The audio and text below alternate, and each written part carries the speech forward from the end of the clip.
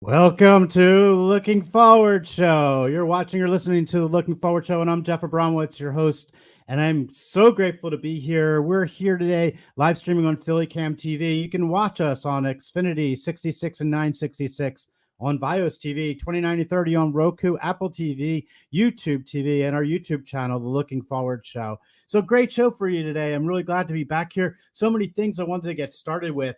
And the very top of my list was an acknowledgement that today begins Black History Month. So those that are that really want to take an opportunity to learn about our past and the culture of our country, and Black history is really a great opportunity, especially when we talk about equity, and we'll be talking about that today, equity in education. So want to call that out today. Begins Black History Month. So I hope you pick up a good book. Take a chance to really learn a little about our history. Second thing I want to mention is that we had some guests on our show a few episodes ago from You Matter. Cheryl Rice was on from You Matter Marathon. And since she came on the show, I was selected to be on their advisory board. And this past Sunday had our first board meeting. And I am so energized. What an amazing group. So if you don't remember, or you didn't watch a show, go to our YouTube channel and check out the show with Cheryl Rice. And it was all about giving and volunteering. And You Matter is really a simple thing. All it is handing out these cards, and all they say on them is You Matter. And it's just an acknowledgement that you matter, right? That it's really important that you acknowledge when people are having a difficult time, a difficult day, whatever it might be, that we just give them a little boost, and those cards can go a long way. And there's millions of them that have been passed out around the world. So I'm really excited to be part of their new board. And it's just been a great opportunity for me. And I really feel that we're looking forward to having them on again. And as the You Matter Marathon goes through the season and through the year, being able to tell you where to get those cards and to be able to hand them out. So I'll be sharing that information. We are going to be talking about equity and education today. And before we get there, we're also going to be talking with, we have a great show. We have Lou Narvaez from Pennsylvania Probation and Parole is going to be on today. Excited about having Lou on. We have Danny Huffman on from Second Chance University, and amazing story, just some incredible work they're doing in the world of education and justice and helping men and women get back on their feet. And then we also have a really good friend that I'm really proud that she's going to be on, because I've been wanting to have her on the show for the longest time. Her name is Mylena Sutton, and Mylena is going to share with us her vision on working and creating this culture of equity in not only the workplace, but also in educational settings and in the justice setting in particular. So we have Lou, Danny Huffman, Mylena Sutton. We had just a great show. So I want to spend a second just to tell you that tomorrow, and this is what kind of prompted this theme for the show today, was tomorrow I was asked by the United States Department of Education to speak at the Equity Summit. So the Department of Education, the United States Department of Education, is having this equity summit, and they're going to having workshops throughout the day. And you can Google it and check out U.S. Department of Education Equity Summit tomorrow. And it's free of charge, but just jump on. You might get some information that could be helpful. But really important in that is they're going to be talking about justice and criminal justice and equity in the justice space with education.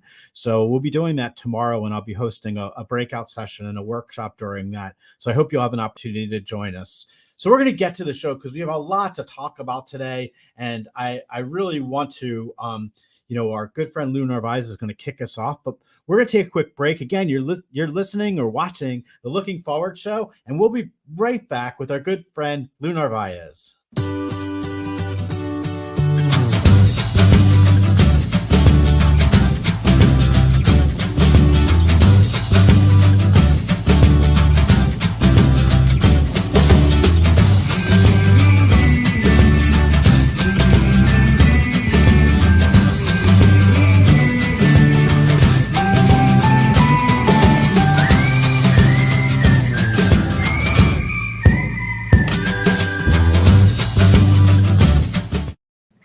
We are back at the Looking Forward Show. We're here with our good friend Lou Narvaez. Lou, how are you doing? Oh, I'm digging out from all the snow, but I'm blessed to be here with you on the show I enjoy so much, and just having a good time with life in general. We All love praises having to you. the We Creator. love having you. And My pleasure. yeah, so I'm really excited to talk to you about this because I know this is it's kind of a little passion of yours too. Is we talk about education, and I find myself in the center of adult literacy, justice, and workforce development. It's kind of like right where I'm right in that bullseye right there. And Right. education really means a lot. But when it comes to justice and justice involved individuals, I just want to go throw some things at you before we even get to you because I've been doing a lot of work around this and I speak a lot on the topic, but looking at the data, 1 out of 3 Black men without a GED or a diploma will find themselves incarcerated in their lifetime. And it's 1 out of 5 Latino men. And despite the fact that our Black and Latino populations are 13 and 18% of our entire population, the reality is that they make up over 33% of our prisons and jails. So when we talk about the blend of education and some of those challenges, the one thing that I'm really mindful of is that people that are formerly incarcerated are twice as likely not to have a high school diploma, and also the reality that they have about a 1 in 20% chance of actually completing college or post secondary, and yet. It's documented that if you take one class inside of our prisons or jails, you're at a 43% better chance of not going back. So the data clearly shows how important it is for us to be educated in our prisons and jails. So I want to throw that first softball to you, Lou. What's your take on education? And you see it more on the way out, like as people come home. But what's your philosophy on the importance of education with your parole officers and as we work with men and women as they come home? Well, education is crucial. It is vital in the self development of any individual. However, that's being said, let's go back to some of your earlier discussion. And part of the concept of equity in education is based in some systemic problems. In 1896, Plessy versus Ferguson, the Supreme Court of the United States, they had agreed that racially segregated schools were legal as long as the facilities were equal. Here, there goes your concept of separate but equal.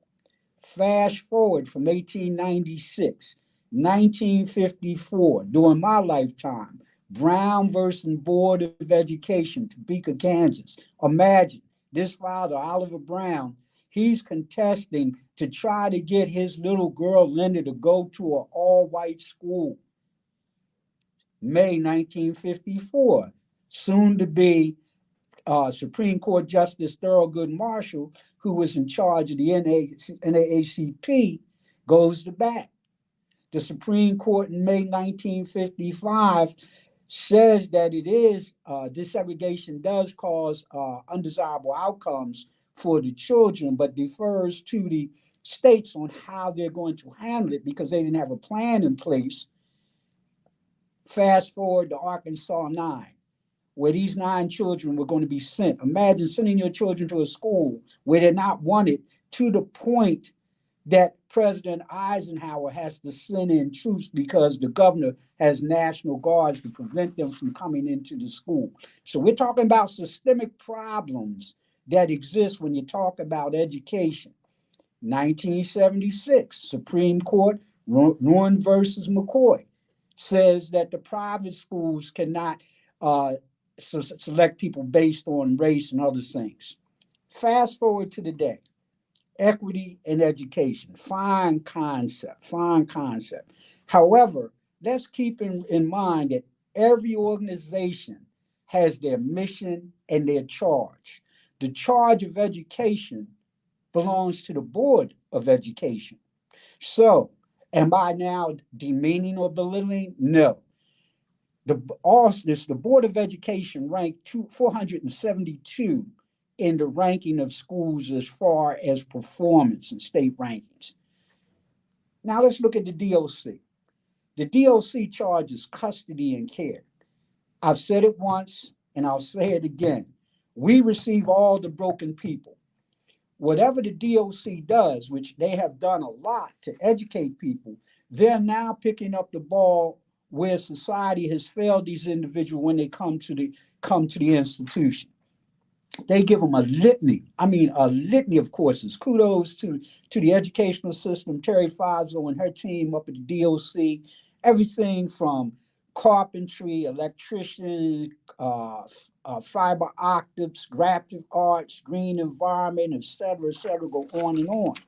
They have even become involved with the Pell Grant, and they currently have about 70 inmates participating in the Pell program, and they have a new program they're looking at with Eastern University and Chester State Correctional Institution. The crux to the equity, when we talk about equity, education equity looks at every child receives what they need to develop their full academic and social potential. The problem is you have the horizontal equity, which looks at each person to be equal in the same way.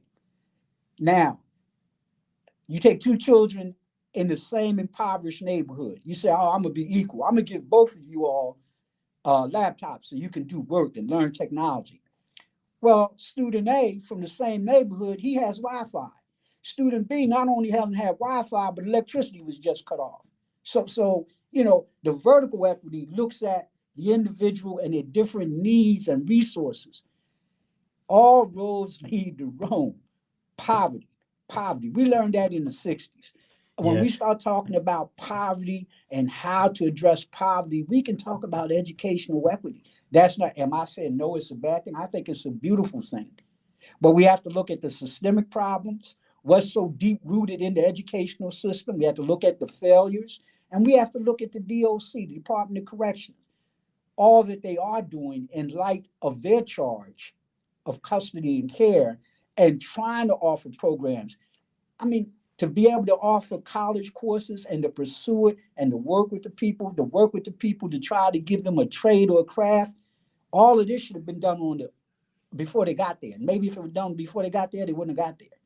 So So right now, Lou, I'm going to actually leave the studio. I'm going to leave the rest of the show for you. And when you're done, you can just drop that mic, right? Just drop it right there, because you hit so many good points. And one thing I love having you as a guest, because like you do your homework, like you really you come prepared, and you always educate us on really what the real perspective and how we should be looking at it, where the glasses are that we should be wearing.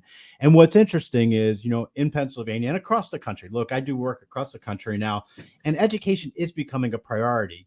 And we're beginning to realize that if we don't educate men and women that are inside of our walls, that when they come home, the chances of them actually getting that education are really just not very high.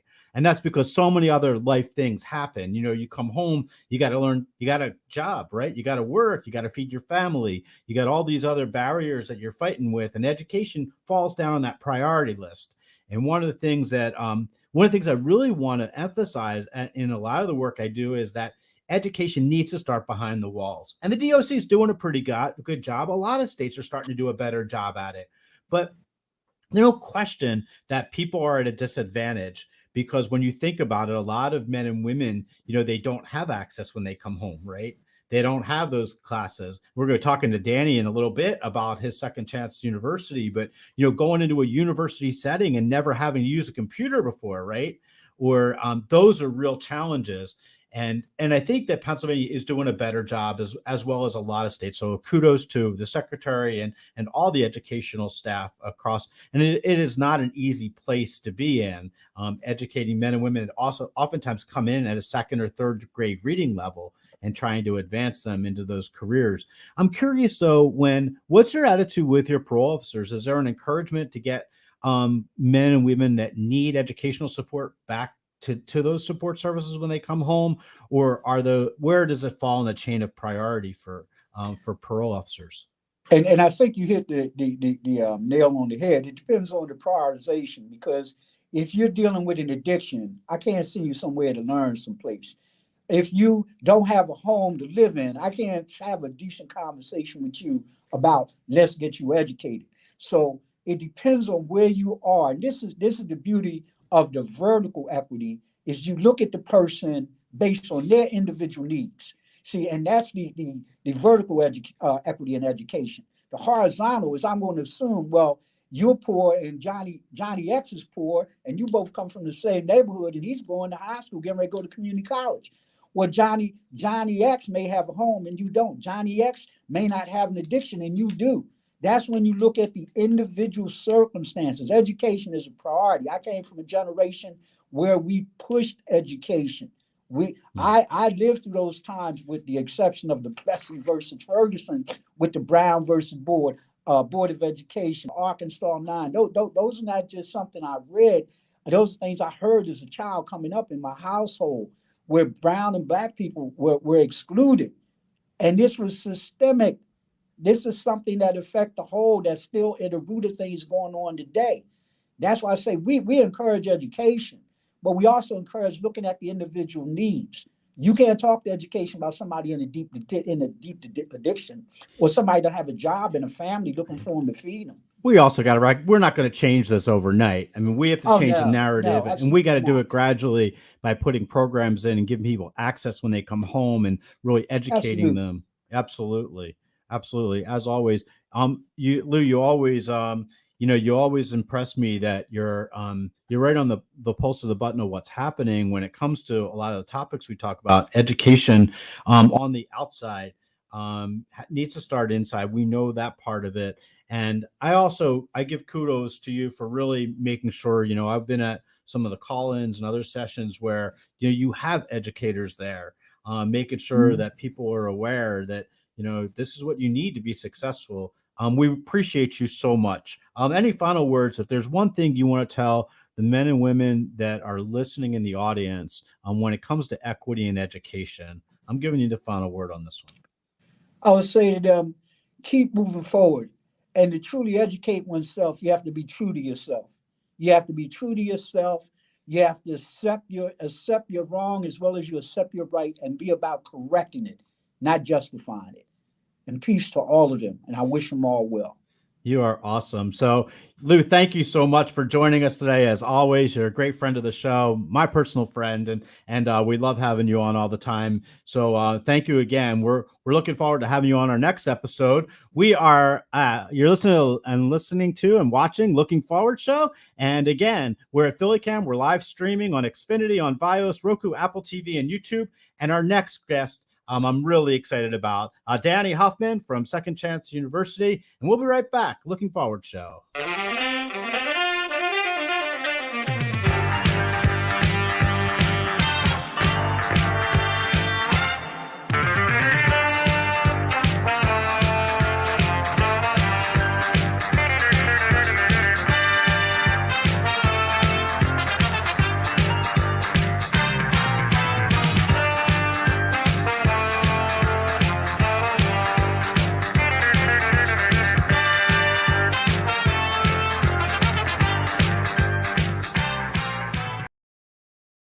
Back at Looking Forward, and we have Danny Huffman with us today, and I'm really excited about having Danny on the show. So Danny, you should know, is an accomplished dean of academic affairs, a college instructor, a writer, a career management specialist. He's the founder of Second Chance University.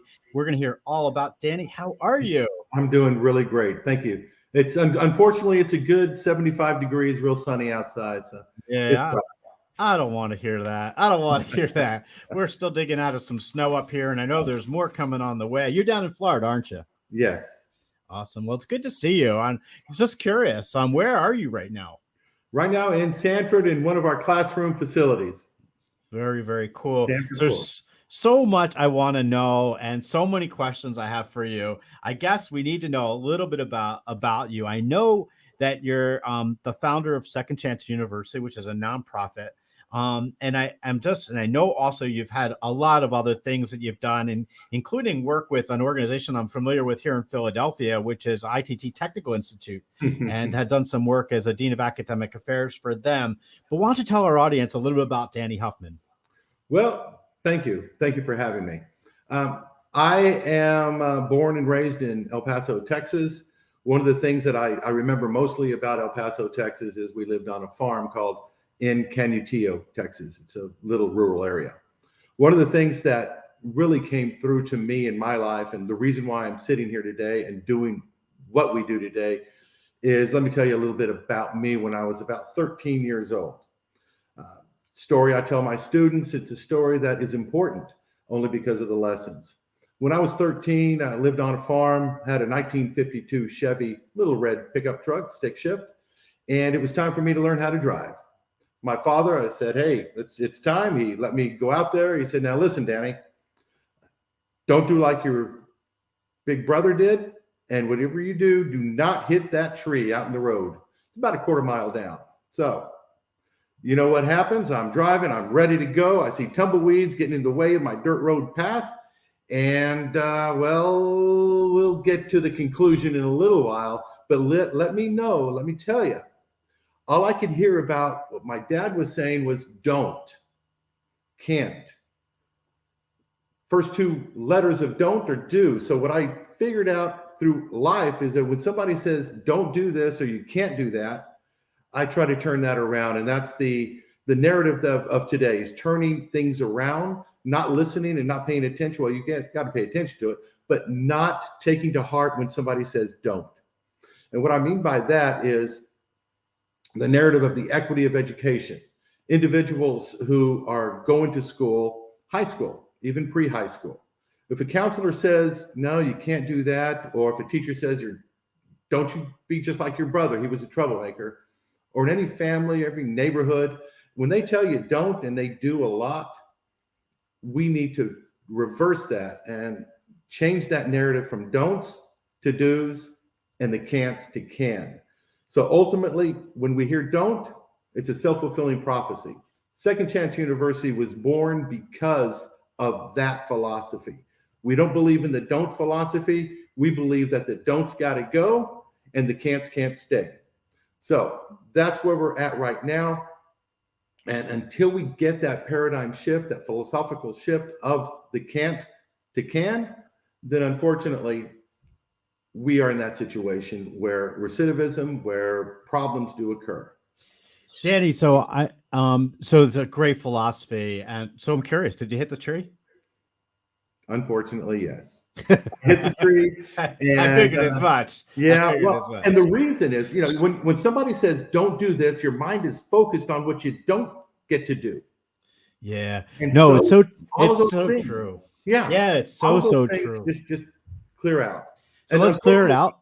We're gonna start a new narrative here. We're clearing it out. But tell us. We need to. Yeah, so tell me, like, how did you get started in this field? I know you had done some work with ITT and started getting into the vocational training pieces of it, but what prompted the startup of Second Chance University? Well, back in 2000, I started working for another company. I was a writer. I am a pretty accomplished writer, and started working with ITT and their professional development course. It's a TB 332, I believe. Working with individuals, became a dean, talked to individuals who were justice involved, entered into ITT and could not get employment because of their justice involvement. Back in 2012, was recruited by Christian Help and Central Florida Jobs Initiative to develop a program for individuals who are homeless and who have issues and trying to get back to work. So we developed a lot of programs for that, very successful, gainful employment, great.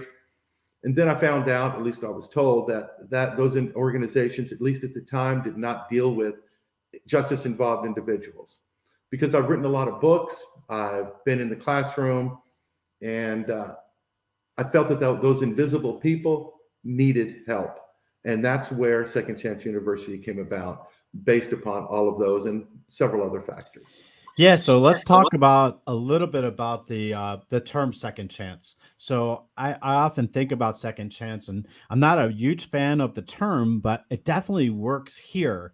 I should tell you, a lot of my audience knows that I did a few years in the federal prison system. And while I was away, and I have the notebooks to prove this, I had thought about starting my own university. And had this great epiphany, like, I'm going to come home, I'm going to start this university, I'm going to educate people and get them smarter and get them back to work. And I was going to call it Felony University. and then somebody pointed out to me that was going to be FU, and that just wasn't going to work so well. So I canned that idea. But you really took it to the next level, which was actually starting the university. And, one of the things that frustrates me in particular about the term second chances is that sometimes men and women are on their third, fourth, fifth, or sixth chance. And I think second chance just spells it out in this case, that really it's giving somebody an opportunity to get back on their feet and do it in a meaningful way. So tell us a little about second chance. Why specifically getting involved with the justice area? There's so many other fields you could have opened the door to, whether it's the addiction support, behavioral health, all these different areas. What was your passion? What drew you to the corrections or justice space? Well, back in El Paso, right across the street was a place called La Tuna Federal Institution. So growing up, we would go into La Tuna. We had softball games, and so we would talk with the convicts, do all of that good stuff.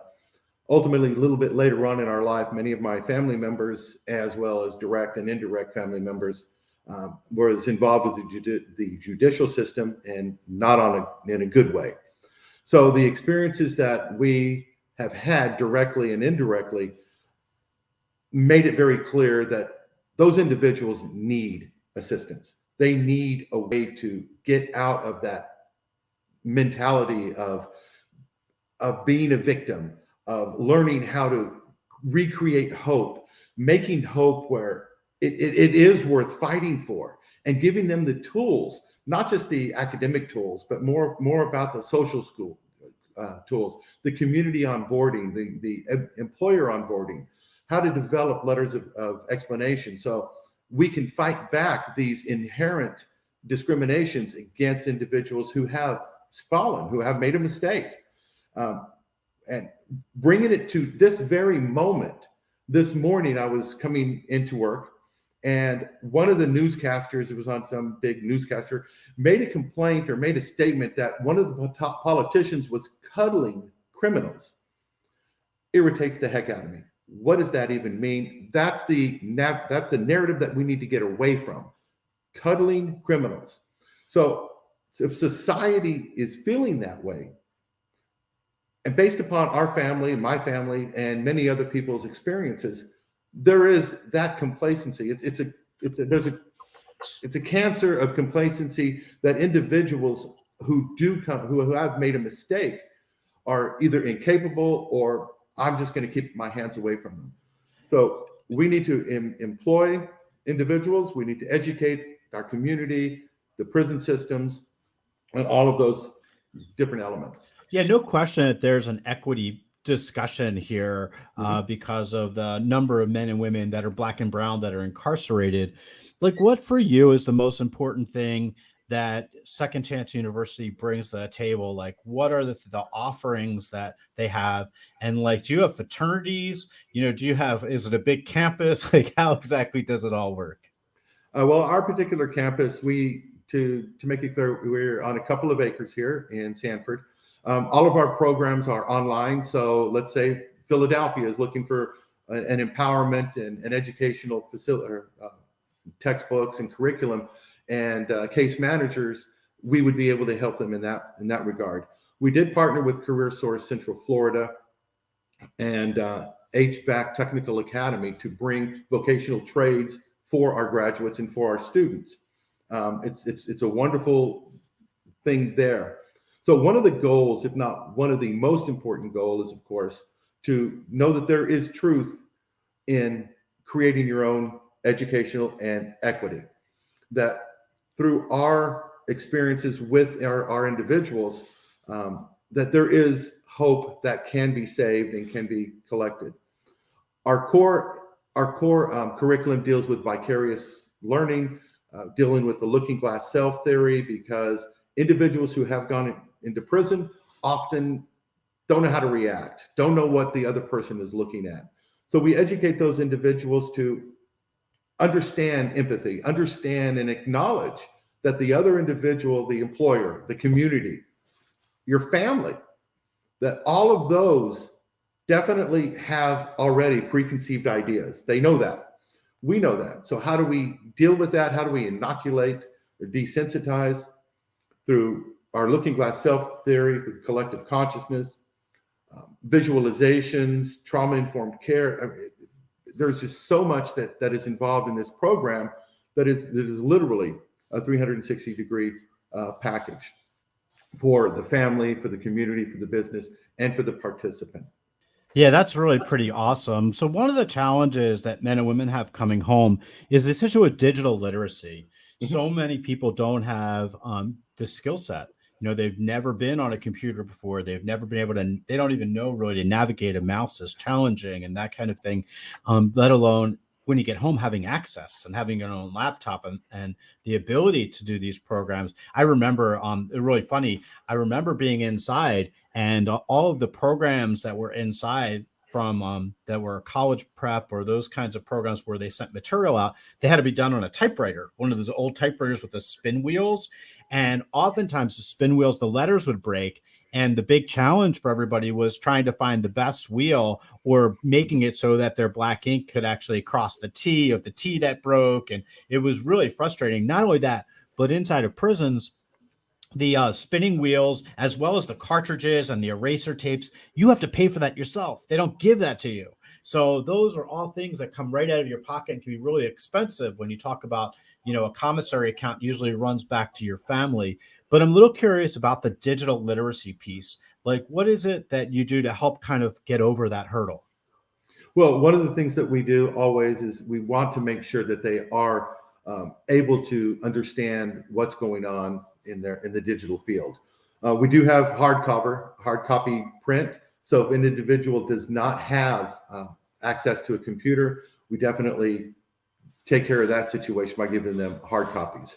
One of the things that we've dealt with also was Central Florida, Career Source Central Florida, who do offer programs, free programs for computer literacy. So we develop those type of community support items and create literacy teaching. Here at our campus, for individuals who don't have a lot of computer access, we do have computers here, and we encourage other partners of ours to do the exact same thing, develop those kind of classes, those tutoring classes, and give them access. Good stuff. Good stuff. So Danny, if my audience is out there, they're across the country and they want to know, like, how could I get some information on Second Chance University? Where are we sending them to? secondchanceuniversity.org. We are a nonprofit. So it's second with the number 2, secondchanceuniversity.org. You can email me at dhuffman@secondchanceuniversity.org and talk about what is going on in your environment. Understand that when we do partner with other organizations and churches and other nonprofits, we do this in a customized fashion. That if it was in Philadelphia, we would make sure that we take care of the Philadelphian demographic. So all of our material is supported through organizations that we rely on to let us understand what the pulse is that community. Awesome. Where are things needed most? Where does the narrative need to change the most? That's what we do. Good stuff. So Danny, thank you so much for taking some time for us. I'm going to ask you to hang out in the green room for us, because we're going to bring you back towards the end of the show and share some more information about how people can reach out to you. But we appreciate you and Second Chance University and all the great work you're doing. You're listening or watching the Looking Forward show. Again, you can get us live right now we're streaming on Xfinity 66 and 966, on Vios TV 29 and 30, Roku, Apple TV, YouTube channels. And we're going to be right back with a wonderful guest. I'm really excited about this. Good friend, Mylena Sutton. We'll be right back.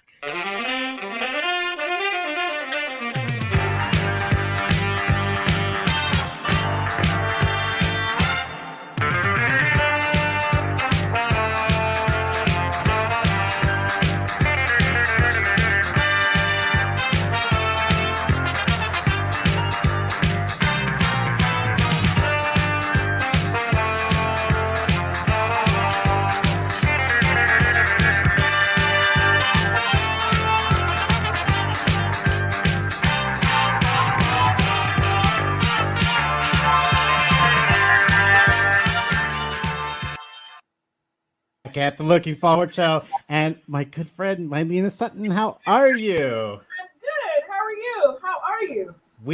We are really well. And thank you so much for taking some time today to be on the show. So Mylena Sutton, you should know, is has our Bachelor of Arts in Sociology from the University of Georgia, Master's in Public Administration from University of Kansas. She is an all-around rock star and a friend. And I'm so glad that you're on today because I've been wanting to have you on the show for the longest time. And it just was fortuitous. I think this is a good space for us to have some discussion about equity and some of the work that you're doing in really changing culture, because I think this really, when we dig deep down, it's really what it's all about. But say hello to our audience. Why don't you tell us a little bit about you? Let's see. There's so much to tell. I'm kidding. I'm kidding. I'm kidding. My name is Mylena. I have run my business now since 2007, believe it or not. I feel like I've been in this a long time. And what I love about the work that I do is the fact that I see it as a kind of calling, if you will. I believe that we spend so much time at work that work needs to be a place where we actually want to go. And I like working with organizations and teams to help them create those atmospheres, that culture where people actually want to be there and feel like they can engage. And frankly, that's what I do. And when I'm not working, I'm an all around outdoorsy type person. You can catch me, frankly, going from hiking to, believe it or not, I started taking roller skating lessons. So when I am not working hard, I am playing hard. Are you serious? You're roller skating now too? Roller skating. I love it. Because I told someone when I got done with my first lesson, I still got it. Oh wow, that is really cool. So I love to roller skate, and yeah, I will tell you that I have been a real fan of some of the work that you do when it comes to leadership and leadership theory and things like that. We're really talking about equity and education, and the show is called Looking Forward. We talk about justice, and you're no stranger to the justice world. I was wondering if you could share a little about the work you've done in the justice space. Well, believe it or not, the way I started my first entree into doing work in the justice space was very much so unintentional. I used to be an instructor at a community college. And when I say work, the reason I call it work, I was not working in that space intentionally, but I found that there was such a large number of my students who came to my class through halfway house type programs. And in order for them to stay in my class, there was frankly just a lot of work that I had to do to help them facilitate that process. Things like paperwork. You're like, really? That's not what I do. But if I want this person in my class, I need to be able to help them. So that was my first foray into terms of dealing with just the criminal justice system, if you will. And then I started offering harassment training workshops, believe it or not, to some of the correctional facilities in New Jersey.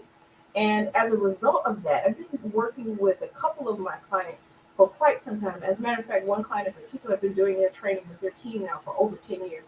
And it is amazing to me to see the connection between the employees and the community and some of the same challenges, if you will, that some of the people who are there for a longer stay than they'd like, some of those very same challenges that they have. If it weren't for the grace of God, many times the corrections officers are in the same boat. Maybe they are just a few different details in their life stories so that they turn out differently. But in particular, one of the things that disturbs me a lot about the work that I do is that I see two things. I see that there seems to be no meaningful way to completely get out of the cycle of dealing with our justice system. It's really hard. And if you do get out, you have a lot of support from family in terms of emotional support, financial support, and all the other things. And what's interesting, as I said before, in many ways, the corrections officers have the same challenges. They've worked these jobs for a very long time. And because of how much of the demand on their time, mandatory overtime and things of the sort, many of them are frankly in a position where they aren't in a position to leave.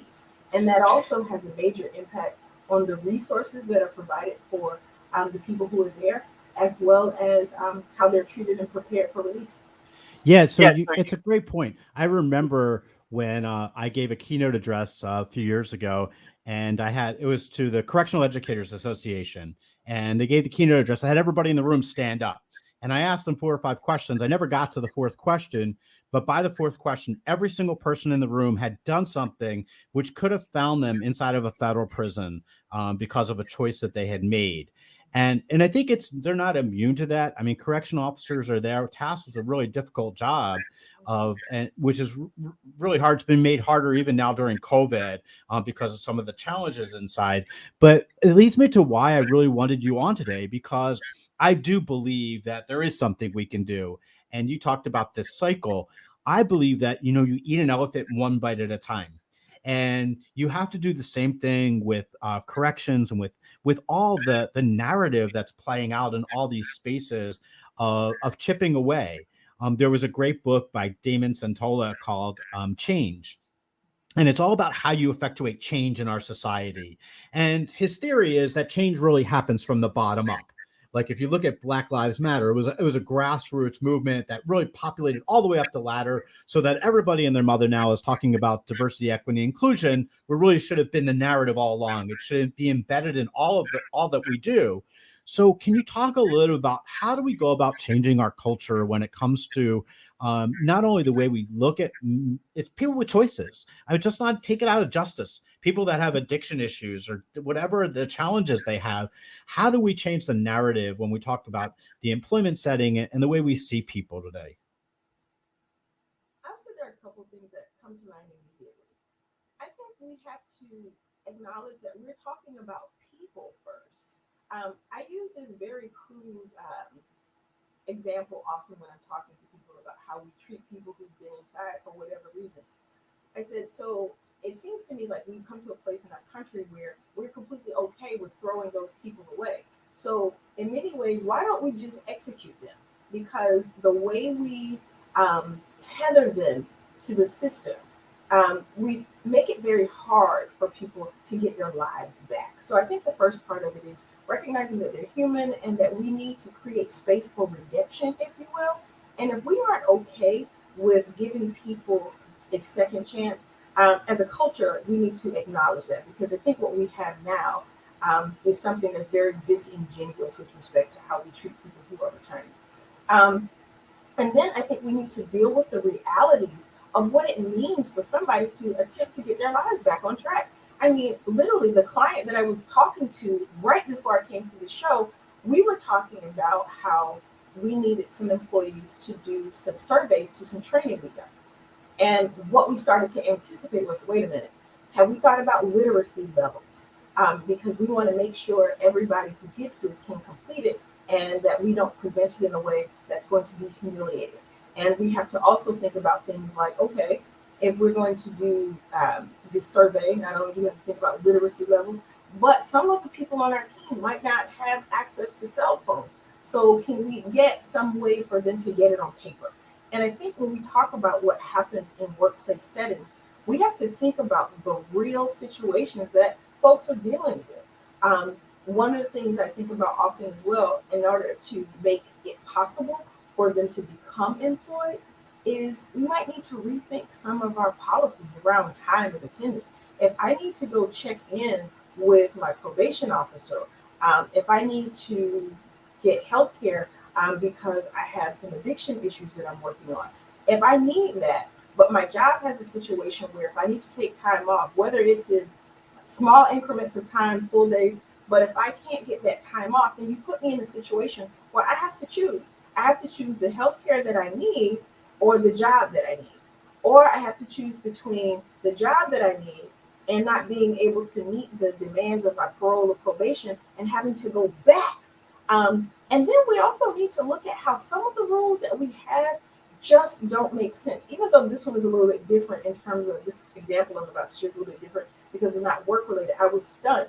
Once I had a student was nearly 30 years old and was sent back because he tested positive for beer. Literally, it wasn't alcohol, it wasn't illegal substance. The kid had a beer. And I'm not saying that there should not be rules and protocols, But some of these things that we make people have to deal with and tolerate, I just think is a bit much. And I think we have to simply decide that we are going to create a system where restoration is possible. And then we have to think about how are we going to make it practical. Literally, when I talked about the literacy issue, the cell phone issue, there is an organization, I can't remember exactly the name of the car repair shop. It's in North Jersey. And I was reading a story about this gentleman. What he decided to do was to partner with one of the correctional facilities there because he said that he thought his organization was great because they can be a little rough around the edges, and he has his organization set up where that's not going to offend the customer. On the other hand, he also felt like he could bring them into the organization and over time help them to develop some of those behaviors that we consider to be more professional. But he is clear about this from the very beginning that if I'm taking someone who needs an opportunity, I cannot expect them to show up like someone who has been in corporate America or going to an office job for years. And I think we have to accept that reality. Yeah, that's a great point. One of the things that I'm really mindful about is as employers and people in the community, often don't ask those questions. Like we need to take the glasses off and we need to put on those glasses that they're wearing. And sometimes it's the silliest of things that we would never think of. Like I get calls all the time from our participants that are just got out or getting back to work. And they say, oh, Mr. A, I don't know what to do. I'm working now, but I got no place to put my direct deposit. Like they never had a bank account. You know, we assume that they had a bank account, or we assume that they have steel toe boots, or they're able to have those, those things they need to actually get to work, even transportation the first week, where, literally they're living, very close to the line and getting to work sometimes poses a challenge. We need to wear those glasses. From the training end and the things that you do, which is what's so remarkable for me is you really are a culture changer. Like you really want to get people thinking about those things. And is in your experience and the work that you do, where does that happen? Does it happen? Does it happen? It certainly doesn't happen by calling everybody out. I had a project with Waste Management not long ago, and they were hiring returning citizens and justice involved individuals. And someone said, well, should we give them different color vests to wear at work? Like, so we can identify them. It's like, no, that's like, doesn't make any sense. You want them integrated in and treat them like everybody else. And, but I'm curious, like, where do you start? Do you start at the top with the HR departments and the people doing your leadership? Or do you start in the grassroots with just everyone that's in the workforce? What's your take and how do you go about doing it? Unfortunately, I think if you don't have someone in a leadership role or in the HR department who really cares, I think it's a hard sell. I really do think that. Because the folks who are at the grassroots level, the risk that you're asking them to take is to stand up against the existing organizational culture without the benefit of authority to really push an agenda forcefully. They can agitate the system only but so much. And I think that's a lot to ask of someone when their livelihood is on the line.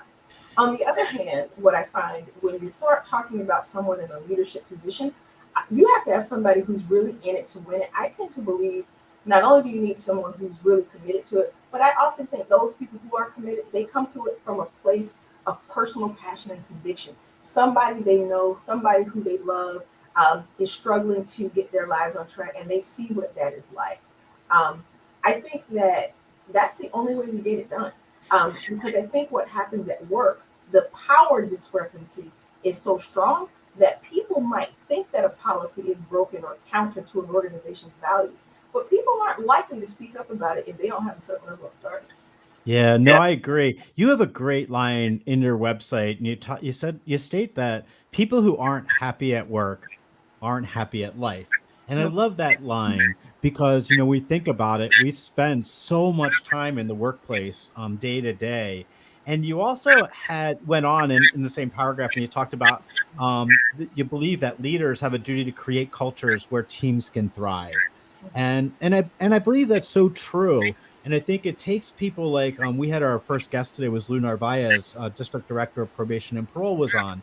And he's a high-ranking official in the Department of Corrections and comes on because he wants to break down those barriers. He wants to have this discussion. He wants to really, he wants to lean in, and he wants to lead in this space, which is really remarkable.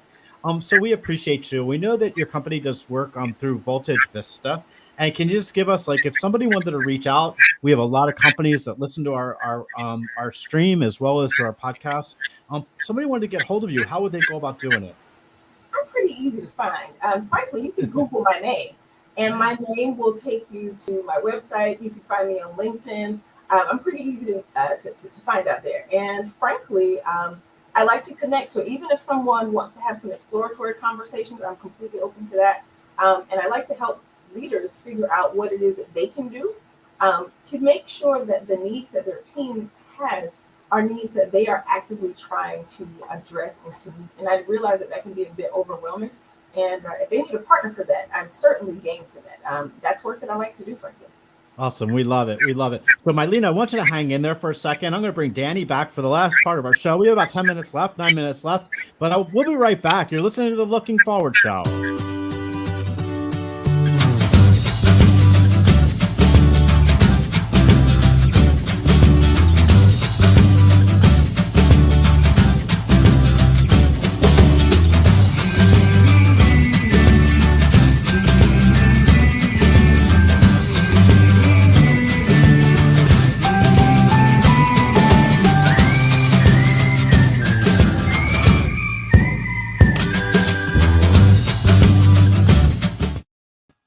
We are back at Looking Forward, and I'm so grateful for both of you to be on today. Danny, thank you so much. Mylena, thank you so much for making time today.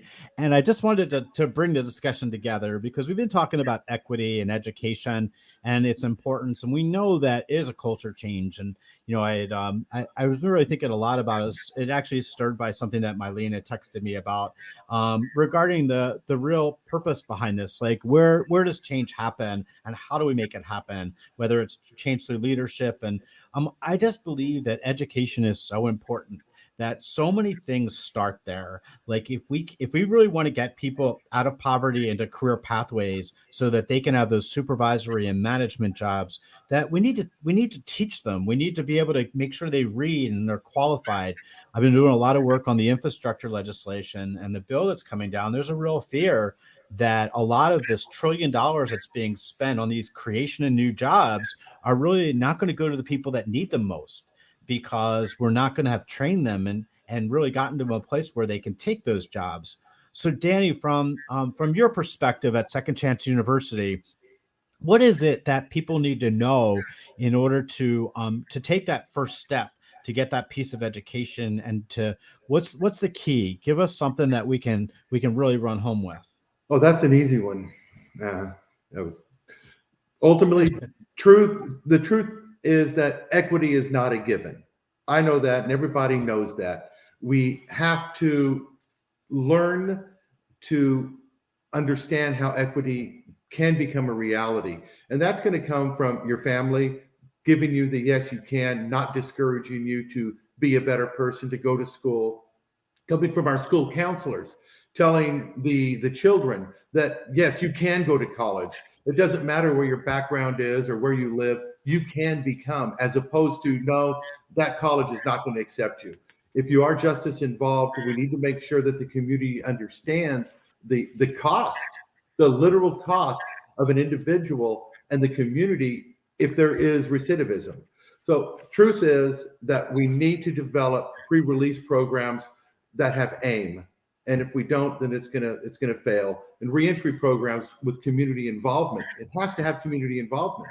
Without that, without businesses willing to take that chance, as you stated, we deal a lot with different companies, and they know that our graduates have that situation. And I found we hire a lot of individuals. I found that there's a lot of factors that are positive that can and will outweigh the negative once we understand everybody's perspective. So we have to understand the community, the businesses, as well as the participant. No question, it takes a village. Like it is not just a school. It takes everyone coming together, the community. and it takes us being guided to change the narrative.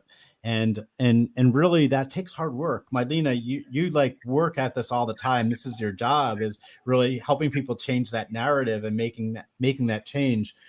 What pearls of wisdom, what would you say to people that are out there that really want to make a difference? They want to see this change happen. How can we push them in the right way? Good question. I think they have to figure out what their real values are. If you are in an organization at a leadership level, you have to be honest with yourself that this is an issue that you think is important, and you need to know what your why is, because we have a tremendous need for these kinds of programs and organizations that are willing to be flexible with their culture and to frankly establish new norms in their organizations so that we can make space for people who aren't our quote unquote typical employees. And you got to know why that's important to you, because there's going to be pushback. You should expect some of that. And you should also expect a lot of patience. When you talk about organizational change and culture change, a policy is not a change. It's, something you wrote down somewhere. We're going to read it at some point. But ultimately, to be the champion for such issues is something that you got to be committed to over long term. And as you think about how you make space for individuals who are returning citizens, if you can think about how you make space for those individuals, you can create a culture that's much more inclusive, period. Because some of the challenges that they had, you might not recognize that your regular employees have some of these exact same challenges, issues around transportation. Sometimes we have employees who we have no idea what their financial situations are, but we know, if we're honest in some of our organizations, that our wages aren't such that people are having living wages being paid, and that affects people. When you talk about your regular employee who's taking 3 or 4 buses at night to get home, taking Ubers back and forth to work, and how that affects them, how that affects their ability to deal with their children, if you can't consider that and think about how that affects them at work, you certainly can't make that consideration for people who are returning, because you now have an added disincentive. And that disincentive, frankly, is just the culture of our country that tends to reject such individuals. So I would say, if you are really looking to get started, you need to examine your values and commit to this as a long-term project. It is not instant, and you should expect some pushback. I love it. I love it. So you said something there which struck a chord with me, which is that you need to make space. And if I was to say to make space, I'd say make space for yourself. Sit down and really be self-reflective and think about, what do I want? What's going to make me happy, both at work and at home? What is it that I say this to everybody. I wish for all the participants I work with, my staff and family and friends, that they have the same energy and passion that I have every morning when I wake up and get out of bed. And that's something that is it's so invaluable. It's something that motivates you. And if you could do that as you come home and as you navigate those challenges, whatever they are, justice or not, if you can just have that self-reflection and think about what really makes me happy, where is my heart, and go for it and just do it. And sometimes it's reaching out to Second Chance University, to Dan Huffman. Thank you for being on today and sharing that, and reaching out to Mylena Sutton and seeing how we can change the culture and the narrative. I appreciate both of you, and thank you so much for being on today. So we will we welcome you back again in the future. And again, I just want to say, if you want to reach Danny, it's at Danny is at Second Chance University, and Mylena Sutton is at Voltage Vista. They can both be checked out there. This has been an awesome show. Again, I want to thank both of you for being on. And remember, we're going to be on every other week. But you can listen to us tomorrow at PhillyCam, WPPM 106.5 FM. We'll be on the radio.